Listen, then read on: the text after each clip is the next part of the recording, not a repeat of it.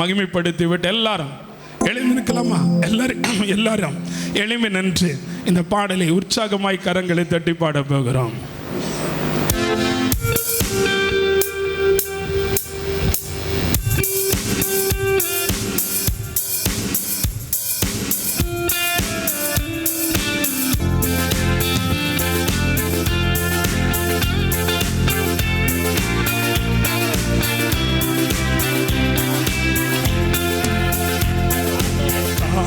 இருள் வேளையில் கடுங்கொள்ளின் நேரத்தில் ஏழை கோலமதாம் பாரினில் வந்த மன்னவனே மாதயவே தயவே. இருள் வேளை கடுங்கொள்ளின் நேரத்தில் ஏழை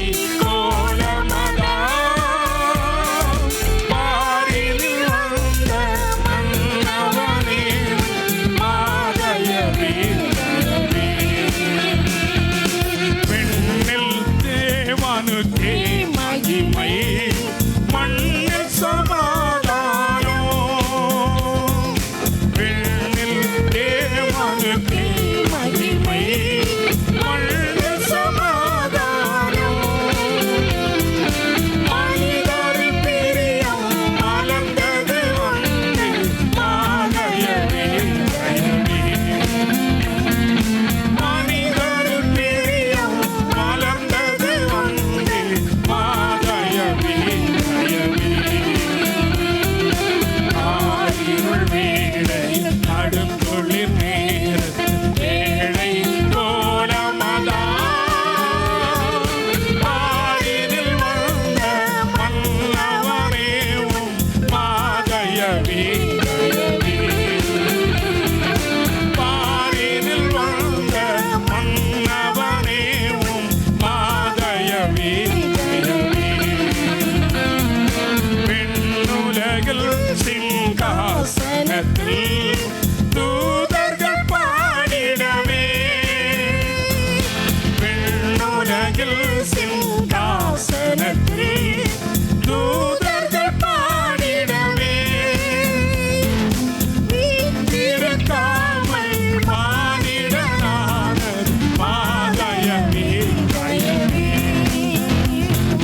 வீட்டிருக்காமல் மானிடனான மாதயவே தயவே. ஆயிருள் வேளையில் கடுங்குளிர் நேரத்தில் ஏழை கோலமதாம் பாரினில் வந்த மன்னவனேவும் மாதயவே தயவே. பாரினில் வந்த மன்னவனேவும் மாதயவே தயவே. அல்லேலூயா, அல்லேலூயா. உட்காருவோம். இந்த மகிழ்ச்சி நிறைந்த நாளிலே உங்கள் அனைவரோடும் கூட நானும் இந்த தொழுகையில் இணைந்திருப்பதிலே மிகுந்த மகிழ்ச்சி கொள்கிறேன். இயேசு கிறிஸ்து பிறந்த நாளை இந்த நாளிலே நாம் கொண்டாடி கொண்டிருக்கிறோம். எங்களுடைய ஏசிஎஸ்ஐ பேராயத்தின் சார்பிலும் என்னுடைய சார்பிலும் குடும்பத்தின் சார்பிலும் போதகர்கள் எல்லாருடைய சார்பிலும் உங்கள் அனைவருக்கும் கிறிஸ்துமஸ் வாழ்த்துக்களை தெரிவித்துக் கொள்வதிலே மிகுந்த மகிழ்ச்சி கொள்ளுகிறேன். இந்த நாளிலே விதமாய் ஒரு ஆல்டர் பிரதிஷ்டை எதிர்பாராத நினையாத சூழ்நிலையிலே ஆண்டவர் கொடுத்த ஒரு அழகான ஒரு வாய்ப்பு. அதிலே அந்த போதகர் அவர்கள் சொன்ன பொழுது மிகுந்த மகிழ்ச்சியாகவே இருந்தது. அன்போடு கூட அழைத்தார்கள். 3 தினங்கள் மார்த்தாண்டம் ஏசிஎஸ்ஐ திருச்சபையிலே நற்செய்தி கூடுகையை நடத்த வருகை தந்தார்கள். மிகவும் மிகவும் சிறப்பாக இருந்தது. இன்றும் மக்கள் பேசக்கூடிய அளவிலே அந்த நற்செய்தி கூடுகை இருந்தது என்றால் உண்மையாகவே எனக்கு மிகுந்த சந்தோஷம். அந்த விதத்திலே அருமையான அந்த போதகர் அவர்களை வாழ்த்துகிறேன். இந்த நாளிலே அன்போடு ஏற்றுக்கொண்டார்கள். அன்பு போதகர் அவர்களுக்கு என்னுடைய நன்றிகளை நான் வாழ்த்துக்களையும் தெரிவித்துக் கொள்கிறேன். அருமையான உடன் போதகர் அவரின் ஷகீலா அவர்களையும் அவர்களுடைய பிள்ளைகளையும் அன்போடு கூட வாழ்த்துகிறேன். இந்த நாளிலே சிறப்பாய் வெகு தொலைவில் இருந்து வருகை தந்திருக்கிற குடும்பம், எல்லா நாளிலும் தவறாமல் தொழுகையிலே கலந்து கொண்ட அருமையான குடும்பம், அன்பு போதகருடைய துணைவியார் போதகர் அம்மா, பிள்ளைகள், அருமையான அம்மா அவர்கள், உறவினர்கள், திருச்சபை மக்கள் எல்லாருக்கும் என்னுடைய அன்பான வாழ்த்துக்கள். அன்பானவர்களே, ஒரு 5 ஆண்டுகளுக்கு முன்பு ஒரு பாடல் ஒன்றை எழுதினேன். அந்த பாடல் எழுதுவதற்கு காரணம் கிறிஸ்துமஸ். அந்த கிறிஸ்துமஸ் நான் சொல்லாமலே அவர்களே கண்டுபிடிக்கட்டும் நான் என்ன பேச போகிறேன் என்பது. அதை குறித்த ஒரு அழகான ஒரு பாடல் ஒன்றை எழுதியிருந்தேன். அதனுடைய ஒரு அடியை நான் பாடுகிறேன். அதனுடைய ஒரு அடி, அந்த அடி பாடுகிற பொழுது உங்களுக்கும் தெரியும் என்று நினைக்கிறேன் நான் என்ன பேச போகிறேன் என்று. ஆனால் இந்த நாளிலே நான் எந்த ஆயத்தமும் இல்லை. ஆனால் ஆண்டவர் நிச்சயமாக நான் அல்ல, அவர்தான் பேச போகிறார். போதகர் அவர்கள் சொன்ன வார்த்தையிலிருந்தே இந்த நாளின் செய்தியை தரவும் நான் விரும்புகிறேன். அந்த ஒரு பாடல் நீங்களும் என்னோடு கூட பாடலாம். எளிதான ஒரு பாடல்.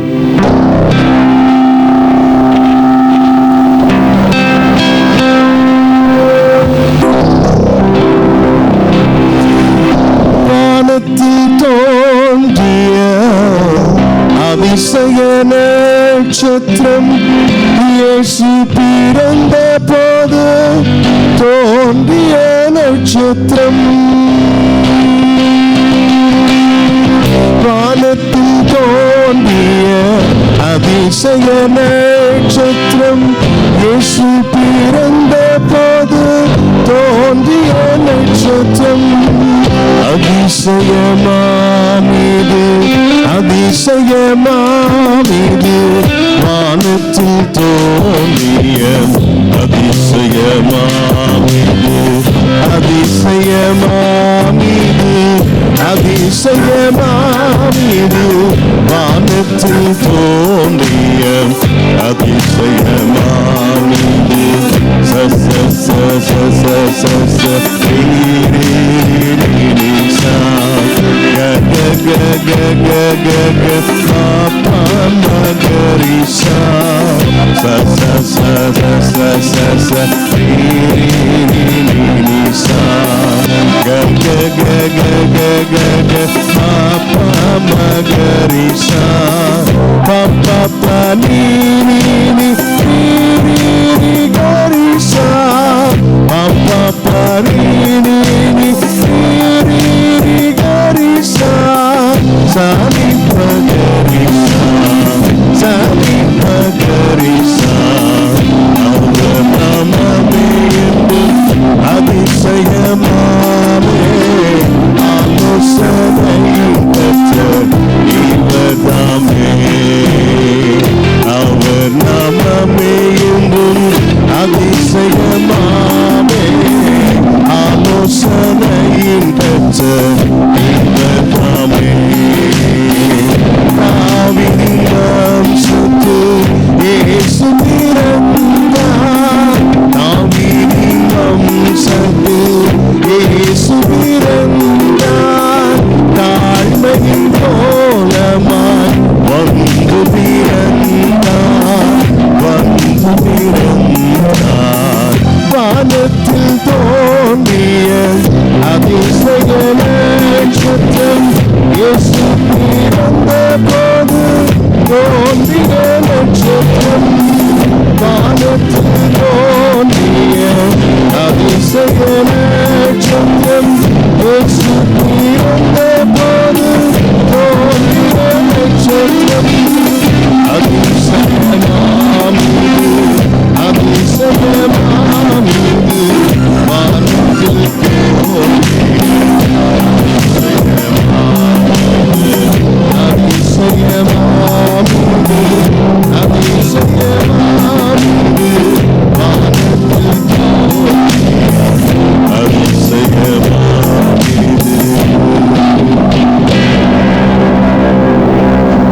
அன்பானவர்களே, ஒரு அதிசயமான ஒரு நட்சத்திரம், வானத்திலே தோன்றின ஒரு நட்சத்திரம். உண்மையாகவே நம்முடைய உள்ளத்திலே இயேசு பிறந்திருக்கிறார் என்றால் அந்த நட்சத்திரம் இதற்கு மேலாக நின்று கொண்டிருக்கிறது. அதுதான் நமக்கு திருமுறை தருகிற அடையாளமாக இருக்கிறது. நட்சத்திரத்தை குறித்து அதிகமாக நான் ஒன்றும் சொல்ல விரும்பவில்லை. ஆனாலும் 2 காரியங்களை நான் உங்களோடு பகிர்ந்து கொள்ள விரும்புகிறேன்.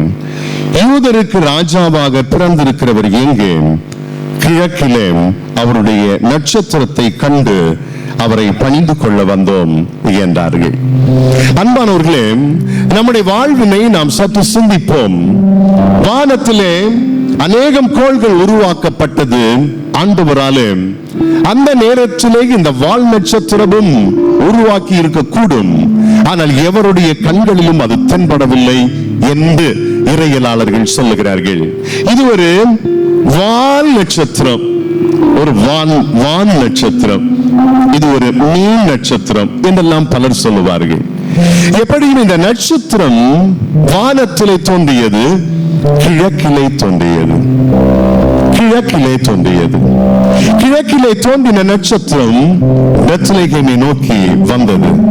இதை சாஸ்திரிகள் பார்க்கிறார்கள். ஏதோ ஒன்று நடந்திருக்கிறது, ஏதோ ஒரு மாற்றம் வானில் நிகழ்ந்திருக்கிறது.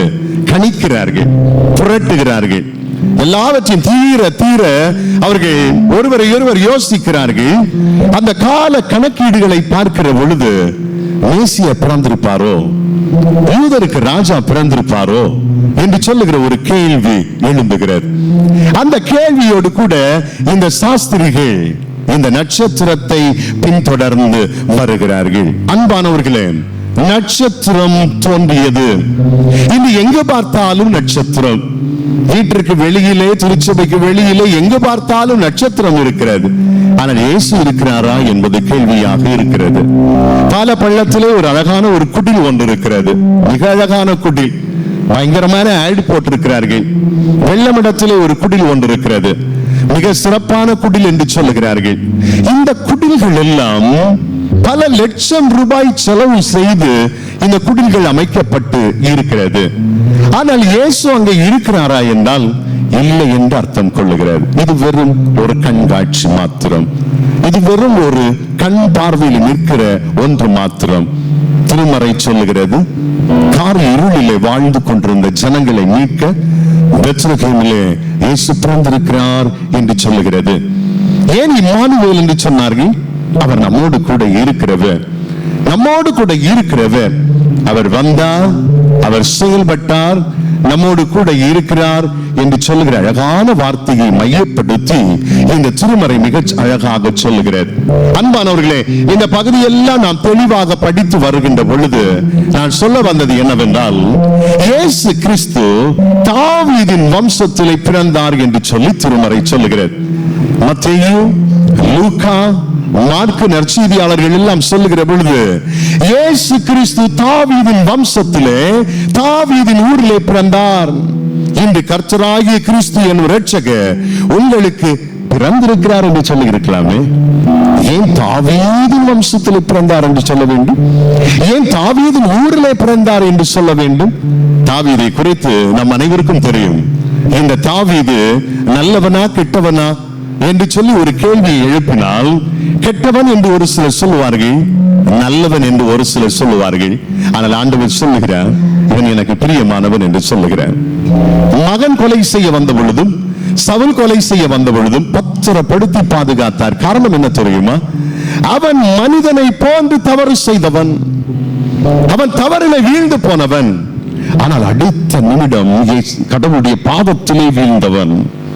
அவன் எங்கு சென்றாலும் எருசலேம் ஆலயத்தை பார்த்து அவன் முழங்கால் படியிட்டு ஆண்டவரை ஸ்தோத்தரித்தான், ஆண்டவருக்கு நன்றி சொன்னான், ஜெபிக்க மறந்து போகவில்லை.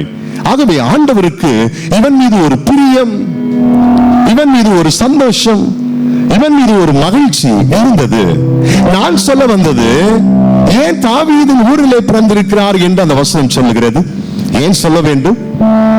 நீங்கள் வரலாற்றை பார்த்தால், கோத்திர வம்சங்களை பார்த்தால், இஸ்ரேல் மக்களுடைய வரலாறை பார்த்தால், யூதர்களுடைய வரலாறை பார்த்தால், தாவீதின் வம்சம் என்று சொல்லுவது மோசமான ஒரு வம்சம்.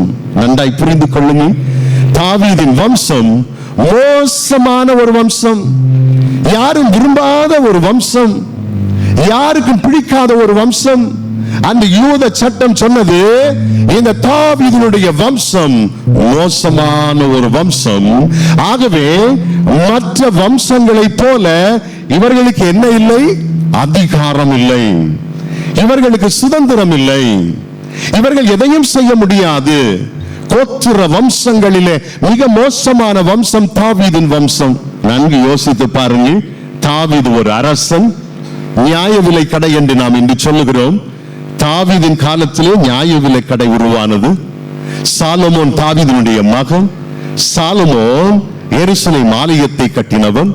இப்படி பெயர் பெற்ற அரசர்கள் இருந்த ஒரு வம்சம் மோசமான ஒரு வம்சம், மிகவும் கீழ்த்தரமான ஒரு வம்சம், யாரும் விரும்பாத ஒரு வம்சம், பெண்களை மதிக்காத ஒரு வம்சம், பெண்களை மேடையிலே அமர வைக்காத ஒரு வம்சம், பெண்களை மேடை ஏறுவது விரும்பாத ஒரு வம்சம், பெண்கள் எல்லாம் விபச்சாரிகள் என்று சொல்லி முத்திரை குத்தி ஒதுக்கி வைக்கப்பட்ட ஒரு வம்சம் தாவீதினுடைய வம்சம். அந்த வம்சத்திலே பெண்கள் மிகுந்த வேதனை அடைந்தார்கள், மிகுந்த துயரம் அடைந்தார்கள். எங்களை இப்படி படுத்துகிறார்களே என்று சொல்லி கண்ணீர் வடித்தார்கள். இந்த அநேகம் பகுதிகளிலே பாருங்கள், தாழ்த்தப்பட்ட ஜனம் என்று சொல்லி ஒரு கூட்டம் ஜனங்களை தாழ்த்துகிறார்கள். இது ஆண்டவருக்கு பிரியமில்லாத ஒன்று. ஆண்டவர் எல்லாரையும் ஒன்றாக இணைத்தார், எல்லாரும் ஒன்று போல பாவித்தார். ஆனால் தாவீதின் வம்சம் ஒரு மோசமான ஒரு வம்சம். என்ன நடந்தது பாருங்கள், என்ன நடந்தது? இயேசு கிறிஸ்து பிறக்கிறார். யாருடைய வம்சத்திலே? தாவீதின் வம்சத்திலே பிறக்கிறார். தாவீதின் ஊரிலே பிறக்கிறார். இன்று கர்த்தராகிய கிறிஸ்து என்னும் இரட்சகர் உங்களுக்கு தாவீதின் ஊரிலே பிறந்திருக்கிறார். கிரீக்கு பைபிள் அழகாக சொல்லுகிறது, இன்று கர்த்தராகிய கிறிஸ்து என்னும் இரட்சகர் உங்களுக்கு தாவீதின் அடிச்சுவடிலே அந்த வம்சத்திலே பிறந்தார் என்று சொல்லுகிறது. இயேசு கிறிஸ்து தாவீதின் வம்சத்திலே பிறந்த பொழுது மோசம் என்று சொன்ன வம்சம் இன்று தலையில் நிமிர்ந்து நின்றது. அசிங்கம் என்று சொன்ன வம்சம் தலையில் நிமிர்ந்து நின்றது. எல்லாரும் இயேசுவை தாவீதின் குமாரனே என்று சொல்லி அழைத்தார்கள். எத்தனையோ பேர் விடுதலை பெற்றது இப்படித்தானே, தாவீதின் குமாரனே எனக்கு இறங்கும், தாவீதின் குமாரனே எனக்கு இறங்கும். தாவீதின் வம்சம் பெயர் பெற்றது. ஒதுக்கப்பட்ட பெண்கள் எல்லாம் சரிசரிமாய் சமமாய் உயர்ந்தார்கள். எல்லாரும் பெருமிதம் கொண்டார்கள். அன்பானவர்களே, இயேசு கிறிஸ்து தாவீதின் வம்சத்திலே பிறந்தார். இன்று நம்முடைய உள்ளத்திலே பிறந்திருப்பாரானால் நானும் நீங்களும் பாக்கியவான்களாக இருக்கிறோம். நானும் நீங்களும் மிகுந்த பாக்கியவதிகளாக இருக்கிறோம். இயேசு என் உள்ளத்திலே பிறந்திருக்கிறார். இயேசு என்னுடைய உள்ளத்திலே வந்திருக்கிறார். இதை விட வேறு என்ன வேண்டும்? இந்த உலகத்திலே எதையும் சாதிக்க முடியும், எதையும் செய்ய முடியும், எதையும் அழகாக பண்பாக நம்மால் செய்து முடிக்க முடியும். ஆனால் அதற்கு ஆண்டவருடைய கிருபை மிக தேவையாக இருக்கிறது. அந்த கிருபையை பெற்றுக்கொள்ள வேண்டும் என்றால் அந்த இயேசு நம்மிலே பிறந்து தான் ஆக வேண்டும். எப்படிப்பட்ட ஒரு சூழ்நிலை! ஒதுக்கப்பட்ட ஒரு வம்சம் தாவீதின் வம்சம். அந்த தாவீதின் வம்சம் கிறிஸ்துவின் பிறப்பினாலே அந்த வம்சம் தலையில் நிமிர்ந்து நின்றது. இது ஒருவேளை நானும் நீங்கள் நினைக்கலாம் பல சந்தர்ப்பங்களில், ஐயோ என்ன கடவுளே இது, இது என்ன வேதனை ஆண்டவரே, இதை சகிக்க முடியவில்லையே என்றெல்லாம் நாம் நினைத்துக் கொண்டிருக்கலாம். ஒரு 15 நாட்கள் காய்ச்சல், இருமல். என்னுடைய குடும்பத்தில் 3 பேருக்கும் காய்ச்சல், இருமல். கடைசியாக என்னுடைய காலிலே கொண்டு விட்டது. நடக்காது, நீ நினைஞ்சு விடாது, நடக்கவே கூடாது. இருந்து கொண்டே இருந்தேன். மார்த்தாண்ட நற்செய்தி கூட்டத்தை நடத்தி பார்க்கலாம் என்றெல்லாம். ஆனால் ஆண்டவர் என்ன செய்தார் தெரியுமா? மிக அழகாக நடத்த உதவி செய்தார். நற்செய்தி கூட்டத்தின் இறுதி நாளிலே நான் நின்று கொண்டு பேசிக் கொண்டிருந்தேன். மற்ற 2 தினங்களும் என்னால் நிற்க முடியவில்லை. அந்த 3 நிகழ்வுகள் கடைசி நாளிலே அந்த 3 நிகழ்வுகளும் நின்று கொண்டே பேசிக் கொண்டிருந்தேன். தாவீதின் வம்சத்திலே பிறந்த இயேசு அதிசயமானவர், அற்புதமானவர். நம்மளை ஒன்றை செய்ய அவர் சித்தம் கொண்டால் அதை எவராலும் தடுக்க முடியாது, அதை எவராலும் மாற்ற முடியாது. ஆகவே தான் தாவீதின் வம்சம் பெயர் பெற்ற வம்சமாக இன்றும் அழைக்கப்படுகிறது. அன்பானவர்களே, இது ஒன்று நாம் புரிந்து கொள்ள வேண்டிய மிக முக்கியமான ஒன்று. நம்மை அசிங்கப்படுத்தினால், நம்மை வேதனைப்படுத்தினால், நம்மை கவலைப்படுத்தினால் மனதில் வைத்துக் கொள்ளுங்கள், தாவீதின் வம்சம் இப்படித்தான் அசிங்கப்பட்டு நின்றது. ஆனால் இயேசுவின் பிறப்பினாலே அந்த வம்சம் தலை நிமிர்ந்து நின்றது. என்னையும் உங்களையும் தலை நிமிர்ந்து நிற்க அந்த ஆண்டவரால் கூடும். கவலைப்படாதிருங்கள், கவலைப்படாதிருங்கள். சின்ன வயதிலே ஓய்வு நாட் பாடசாலை சண்டே ஸ்கூல்ல போன பொழுது கேள்வி கேட்பார்கள், இயேசு எங்க பிறந்தார் சொல்லுங்க, இயேசு எங்க பிறந்தார்? தாவீது ஊர்ல பிறந்தார். இங்க பெத்லகேம்ல பிறந்தார். பெத்லகேம்ல எங்க பிறந்தார்? மாட்டு தொழுவத்துல. இல்லையா? மாட்டு தொழுவமா மாட்டு கொட்டகையா? கேட்கல. மாட்டு தொழுவத்தில். சரி சரி, எனக்கு இப்படிதான் சொல்லி வந்தாங்க. எனக்கு இப்படிதான் சொல்லி வந்தாங்க. இயேசு எங்க பிறந்தார்? மாட்டு தொழுவத்துல. மாட்டுக்கு வைப்பாங்களே அந்த தீனி வைக்கிற சின்ன ஒரு பாத்திரம், அதுல கொண்டு வச்சாங்க. அப்படிதான் எனக்கும் சொல்லி தந்தாங்க. ஆனா பிற்பாடுதான் தெரிந்தது, இயேசு கிறிஸ்து எங்க பிறக்கல, மாட்டு தொழுவத்துல பிறக்கவே இல்லை.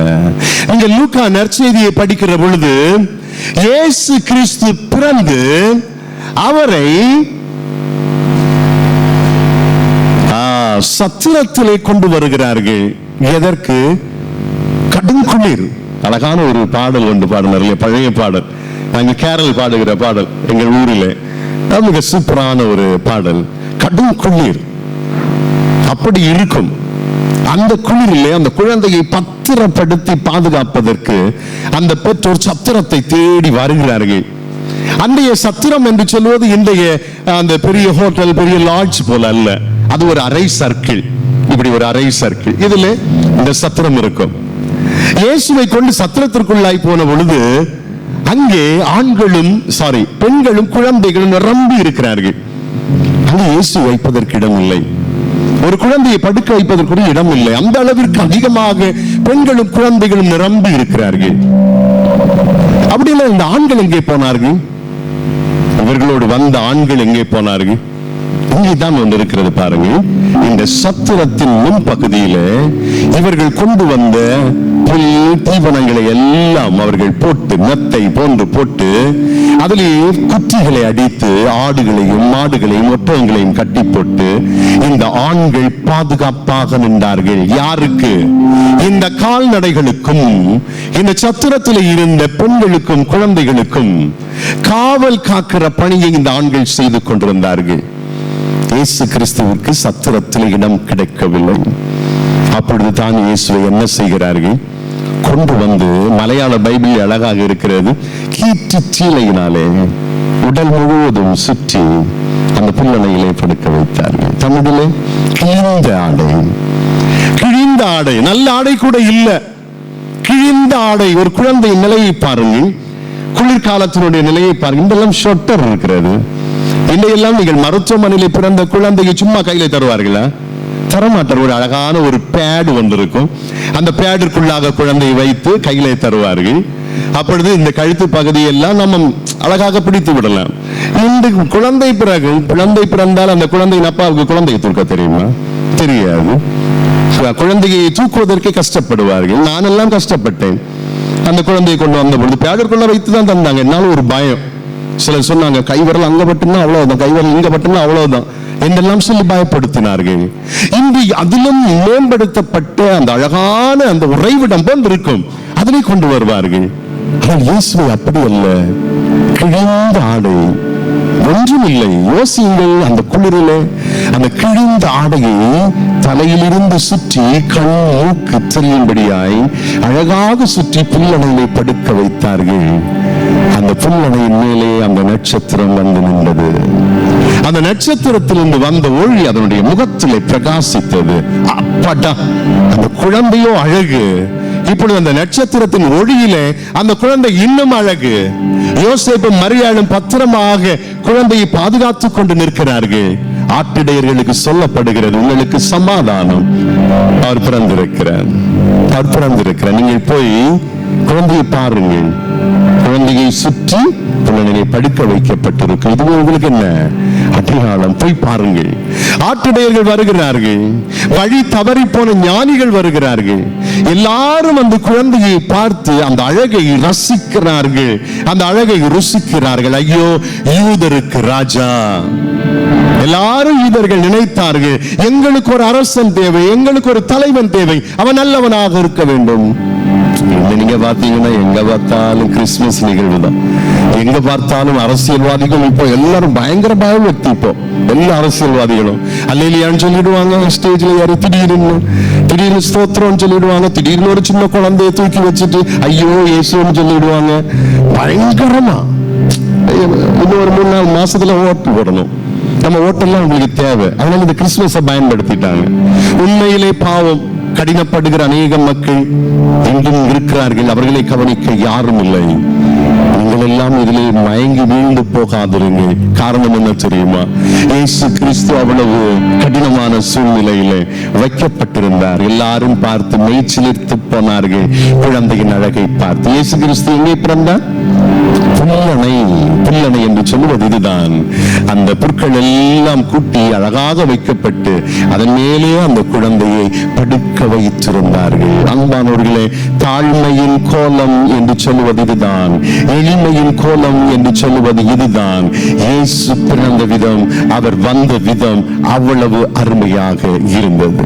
இருக்கட்டும், இல்லை என்று இருக்கட்டும், என்னால் சிரிக்க முடியும் அவரை பார்த்து, அவரும் என்னை பார்த்து சிரிப்பார். கிறிஸ்துமஸ். நான் சாப்பிடுகிறேன், அவருக்கும் ஒரு சாப்பாட்டுக்கு வழிவகை செய்தால் கிறிஸ்துமஸ். இயேசு சொன்ன அழகான வார்த்தை, நீங்கள் நன்மை செய்து வாழுங்கள், நீங்கள் நன்மை செய்து வாழுங்கள்.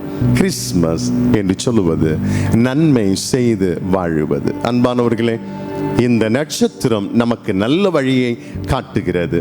இன்னும் சிம்பிளாக சொல்ல போனால் star. Yes, saviour, saviour, saviour, நம்மை ரட்சிக்க வந்தவர் சேவியர். தியோபிலஸ், தியோபிலஸ், தியோ என்றால் காட், பிலஸ் என்றால் பிரியமானவர். ஆண்டவருக்கு பிரியமான குழந்தை. அந்த குழந்தைக்கு நானும் நீங்களும் பிரியமானவர்கள். ஆகவே தான் நம்மை தேடி வந்தார். அம்பாசிடர், அம்பாசிடர், தூதுவர், தூதுவர். அவர் தூதுவராக வந்தார். தூதுவராக வந்து இறைவனுக்கும் மனிதனுக்கும் இடையே இருந்த பிரச்சனையை மாற்றினார். நமக்காக பரிந்து பேசினார், நமக்காக கண்ணீர் வடித்தார், நமக்காக திருச்சபை உருவாக்கத்திலே பங்கு கொண்டார். நீங்கள் எல்லாரும் கூடி கடவுளை ஆராதியுங்கள் என்று சொல்லி எல்லாருக்கும் ஒரு திறந்த வாசலை கொடுத்தார். அம்பாசிடர், தூதுவர். கடைசி எழுத்து ஆர், ரிடீமர். அவர் விடுதலையாளர், அவர் ஒரு விடுதலையாளர், நம்மை விடுவிக்க வந்தவர். ஆகவே தான் இம்மானுவேல் என்று சொல்லப்பட்டது. அவர் நம்மோடு இருக்கிறார், நம்மோடு இருக்கிற ஒரு ஆண்டவர். நட்சத்திரமாக அவர் தோன்றி இருக்கிறார். அந்த நட்சத்திரத்தின் ஒளி இப்பொழுது நம்முடைய முகங்களிலே இருக்கிறது, தெரிகிறது. அந்த இயேசுவை நாம் உள்ளத்திலே கொண்டு வருவோம். அந்த இயேசுவை முற்றிலுமாக உள்ளத்திலே கொண்டு வந்து இங்கிருந்து செல்லுவோம். நம்முடைய இல்லத்திற்கு கூட்டி செல்லுவோம். நம்முடைய குடும்பத்திலே ஒளி பிறக்கும், சமாதானம் பிறக்கும். உன்னதத்தில் இருக்கிற தேவனுக்கு மகிமையும், பூமியிலே சமாதானமும், மனுஷர் மீது தயவும் உண்டாகும். ஆண்டவர் நம்ம ஒவ்வொருவரையும் ஆசீர்வதிப்பாராக. ஆமென்.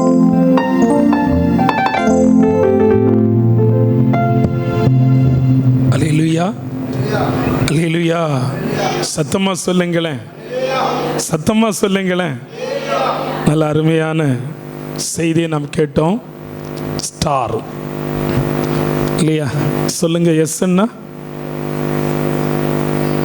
சேவியர், டீன்னா தியோபிலஸ், அப்புறம் ஏன்னா அம்பாசிடர், அதுக்கப்புறம் ஆர், ரெடீமர். அல்லேலூயா.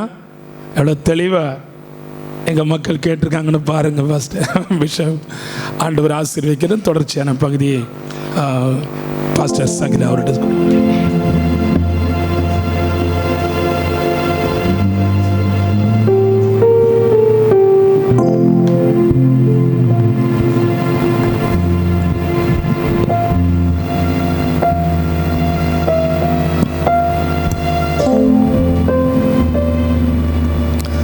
நல்லதொரு நற்செய்தியை நமக்கு தந்த அன்பிற்கும் மரியாதைக்கும் உரிய நமது பேராயர் அவர்களை ஒரு விஷயம் கூட நமது திருச்சபையின் சார்பாக வாழ்த்தி வரவேற்றுக் கொள்கிறேன். அருமையான ஒரு செய்தி.